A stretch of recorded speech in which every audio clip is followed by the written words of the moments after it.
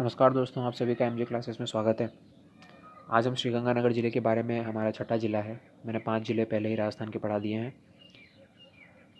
आज हम श्रीगंगानगर ज़िले के बारे में पढ़ेंगे। सबसे पहले हम क्या पढ़ते हैं, उपनाम पढ़ते हैं ज़िले का। तो उपनाम आपको पढ़ना पड़ेगा और एग्ज़ाम में सवाल आते हैं उपनाम से कि बताइए राजस्थान का अन्न भंडार किसको बोला जाता है। तो बहुत ही बेसिक क्वेश्चन होता है, किसी भी ज़िले से अगर क्वेश्चन पूछा जाता है तो उसके उपनाम से पूछा जाता है। ठीक है, सबसे पहला क्वेश्चन जो कि आपको याद होना चाहिए।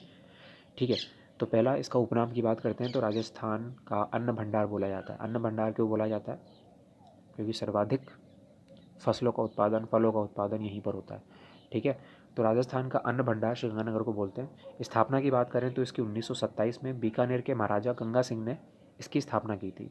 प्राचीन नाम इसको रामनगर के नाम से जाना जाता था, मतलब इसका प्राचीन नाम क्या था, रामनगर था। स्थापना 1927 बीकानेर के महाराजा गंगा सिंह ने की थी। राजस्थान का सबसे उत्तरतम जिला है। ठीक है, हनुमानगढ़ के पास है श्रीगंगानगर, उत्तरतम जिला है बहुत ही ज़्यादा। दोस्तों, उत्तरतम जिला से याद आया कि बताइए मुझे राजस्थान का जो सबसे नॉर्थ पॉइंट है उसका नाम क्या है, मतलब सबसे जो उत्तर में जो स्थान है उसका नाम क्या है। ठीक है, आपको उसका नाम बताना है। अगले की बात करते हैं हम। अच्छा, इसमें लिखा ही हुआ है अगला पॉइंट, मैंने ध्यान नहीं दिया। राजस्थान का सबसे उत्तरतम स्थान कुणा गाँव। ठीक है, चलिए आपका होमवर्क कैंसिल, कोई बात नहीं। चलिए आप मुझे राजस्थान का सबसे दक्षिणतम स्थान का नाम बताइए। चलिए अगले बिंदु की बात करते हैं। हिंदूमल कोट श्रीगंगानगर में रेड क्लिफ का प्रारंभिक बिंदु है।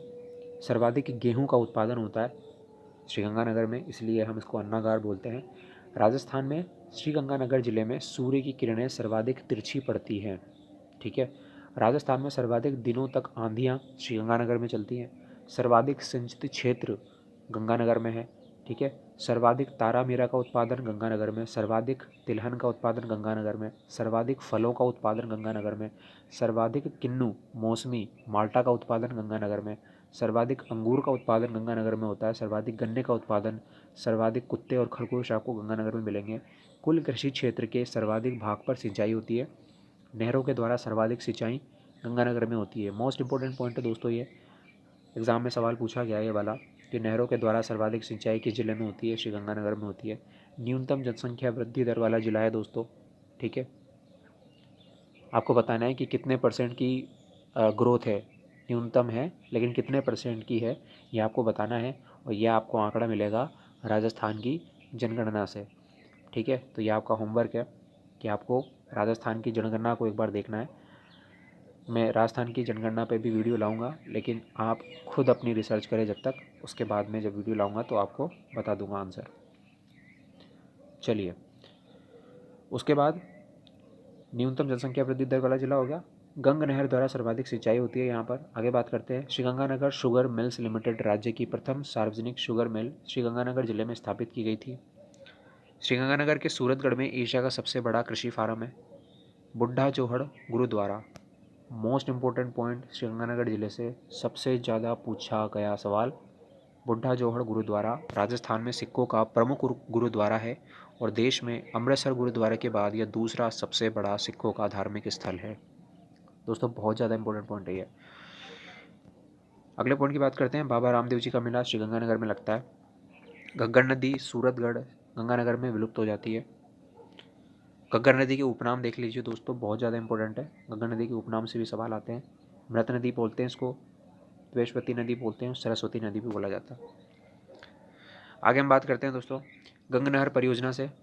श्री गंगानगर जिले में गंग नहर का निर्माण महाराजा गंगा सिंह ने करवाया था, इसलिए इन्हें आधुनिक भारत का भागीरथ कहा जाता है। सवाल आता है दोस्तों कि बताइए आधुनिक भारत का भागीरथ किसे कहा जाता है?